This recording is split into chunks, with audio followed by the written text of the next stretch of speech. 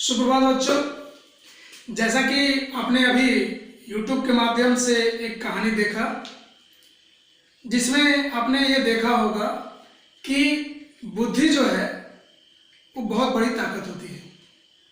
बुद्धि के बल पर हम दुनिया के किसी भी युद्ध को और एग्जाम या परीक्षा को पास कर सकते हैं।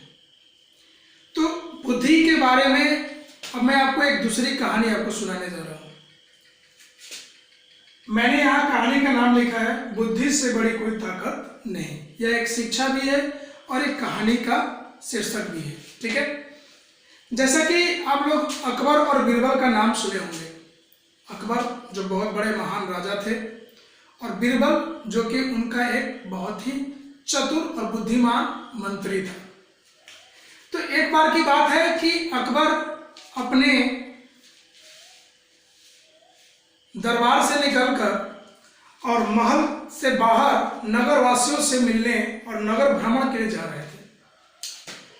तो रास्ते में वो बीरबल थे और भी उनके जो मंत्री थे उनसे बातचीत करते हुए जा रहे थे कि इस बार बहुत सर्दी पड़ी है और इस बार लोगों का काम कर पाना बहुत मुश्किल है, क्योंकि बहुत ज़्यादा सर्द की वजह से लोग घर से बाहर नहीं निकल पा रहे हैं और उन्हें अपना काम नहीं मिल पा रहा है।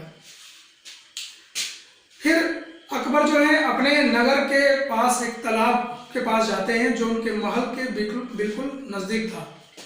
उस तालाब में जाकर उन्होंने वहाँ के पानी को अपने हाथ से छुआ। तो पानी को छूते ही उन्होंने बोला कि अरे, तालाब का पानी तो बहुत ही ज़्यादा बर्फ की तरह जमी हुई है, ऐसे में किसी का कोई भी कार्य कर पाना बड़ा मुश्किल है। तभी बीरबल ने कहा, नहीं महाराज, ऐसी बात नहीं है। इतनी सर्दी और ठंड में भी कोई काम करने वाला आसानी से मिल जाता है अगर उसे उसकी कीमत मिले तो इस पर अकबर थोड़ा सा गुस्सा होते हुए बोलते हैं बीरबल से कि देखो बीरबल, हर बार मेरी बात को काटना अच्छी बात नहीं है। अगर तुम वाकई में तुम ऐसा कर सकते हो या कोई ऐसा मनुष्य ढूंढ सकते हो जो इतनी सर्द में काम करने के लिए तैयार हो, तो मैं तुम्हें 10,000 असरफी दूंगा। असरफी यानी कुछ समय मुद्रा को असरफी कहा जाता है। ठीक है, बीरबल बोलता है ठीक है महाराज, मैं ऐसा कोई व्यक्ति ढूंढ कर आपको लाता हूँ। अगले दिन बीरबल एक व्यक्ति के साथ आता है और राज दरबार में प्रस्तुत करता है। तो अकबर कहते हैं कि ठीक है, मैं तुम्हें 10 असरफी दूंगा, तुम्हें पास के तालाब में रात भर सिर्फ खड़ा रहना है। ठीक है, वो आदमी बोलता है ठीक है महाराज, मैं पैसे के लिए कुछ भी कर सकता हूँ, मुझे पैसे की बहुत ज़रूरत है। तो रात में अकबर ये भी कह देता है कि मेरे 2 सैनिक जो हैं इसकी पहरेदारी करेंगे कि रात में यह सच में पानी में खड़ा रह रहा है या नहीं रह रहा है। वो आदमी चला जाता है, रात में उसके 2 पहरेदार भी जाते हैं और वो आदमी जो है पानी में रात भर खड़ा होकर के अपनी जो से काम सौंपा गया था वो करता है। रात में ठंड होने के बाद वो सुबह जब दरबार में वापस आता है तो अकबर उनसे कहते हैं कि ये बताओ, इतने सर्द में और इतने ठंड पानी में तुमने अपने आप को कैसे संभाल के रखा और कैसे सारी रात तुम पानी में खड़े रहे। तो वो व्यक्ति कहता है महाराज, पहले तो शुरुआत में बहुत तकलीफ हुई, बहुत कड़ाके की ठंड पड़ रही थी, लेकिन वो आपके दूर महल पे एक दीपक जल रहा था और उस दीपक की ज्वाला से मुझे गर्मी मिल रही थी, जिसकी वजह से मैं सारी रात ठंड के पानी में खड़ा रह पाया। तो अकबर कहते हैं ये तो धोखा है, तुमने उस दीपक के सहारे अपने आप को सारी रात पानी में खड़ा रखा, इसलिए तुम्हें दंड नहीं दूंगा लेकिन तुम्हें इनाम भी नहीं दूंगा। इस पर व्यक्ति बड़ा निराश होकर चला जाता है।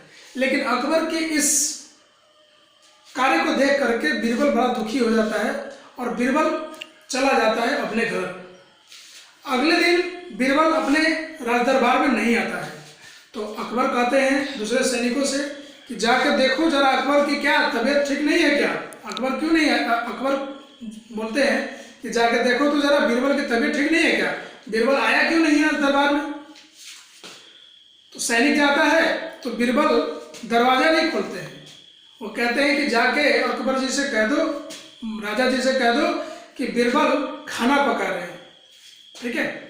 सैनिक आता है अकबर के पास, बोलता है कि महाराज बीरबल जी ने कहा है कि वो अभी खाना पका रहे हैं और वो अभी आ नहीं सकते, जैसे ही खाना पक जाएगा वो आ जाएंगे। घंटे बीत जाते हैं, 2 घंटे बीत जाते हैं, 3 घंटे बीत जाते हैं। फिर अकबर कहता है अरे अभी तक बीरबल नहीं आया। फिर दूसरे सैनिक को भेजते हैं, कहते हैं कि जाकर देखो जरा बीरबल क्यों नहीं आया। तो बीरबल के पास जाता है सैनिक और फिर सैनिक पूछता है महाराज आपको बुला रहे हैं। तो बीरबल कहता है कि तुम जाओ और अकबर महाराज से कहना कि मैं अभी खाना पका रहा हूँ, जब खाना बन जाएगा तो मैं आ जाऊँगा। सैनिक ये संदेश लेकर के अकबर के पास जाता है और अकबर कहते हैं कि मुझे लगता है कि मुझे स्वयं जा करके देखने की जरूरत है कि बीरबल जो है एक ऐसा कौन सा खाना बना रहा है कि वो अभी तक आया नहीं। ठीक है। तो इस प्रकार से अकबर जी जब जाते हैं तो बीरबल देखते हैं, अकबर बहुत हैरान हो जाते हैं।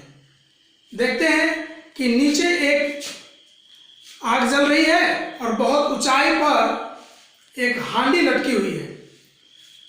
तो वो पूछते हैं बीरबल क्या तुम पागल हो गए हो, तुम्हें नहीं लग रहा कि जब इतने नीचे आग जल रही है ऊपर खिचड़ी कैसे पकेगी।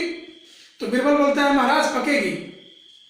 तो अकबर कहते हैं तुम बहुत बड़े मूर्ख साबित हो रहे हो, अब मुझे लग रहा है कि तुम बहुत बड़े मूर्ख हो। बीरबल कहते हैं नहीं महाराज, मेरी खिचड़ी तो जरूर पक जाएगी। क्यों? क्योंकि जब एक छोटे से दीपक के सहारे कोई व्यक्ति सारी रात तालाब में ठंडे पानी में खड़ा रह सकता है, उसकी गर्माहट पा करके जिंदा रह सकता है, तो ये तो फिर भी खिचड़ी है, मेरी खिचड़ी जरूर पकेगी। उसी समय अकबर को बीरबल की बुद्धि का ज्ञान हो जाता है और अकबर को अपनी गलती का एहसास होता है। ठीक है। उस प्रकार से बीरबल की बुद्धिमत्ता की वजह से उस आदमी के साथ अन्याय होने से बच जाता है। अकबर अगले ही दिन उस व्यक्ति को अपने दरबार में बुलाता है और उसे 10 सरफिया दान में देता है और प्लस में बीरबल को भी मुंह मांगा इनाम देता है। तो इस प्रकार से हम लोग देखते हैं कि बुद्धि जो है किसी को भी अपने आगे झुका सकती है। कितना भी बड़ा ताकतवर इंसान क्यों ना हो, लेकिन बुद्धि के आगे वो झुक ही जाता है। तो यहाँ पर हमें एक शिक्षा मिलती है कि बुद्धि से बड़ी कोई ताकत नहीं होती। अगर आपके पास बुद्धि है, सूझबूझ है, तो आप किसी को भी हरा सकते हैं। तो ये थी आज की कहानी और शिक्षा। उम्मीद करता हूँ कि आपको ये कहानी बहुत ही पसंद आई होगी।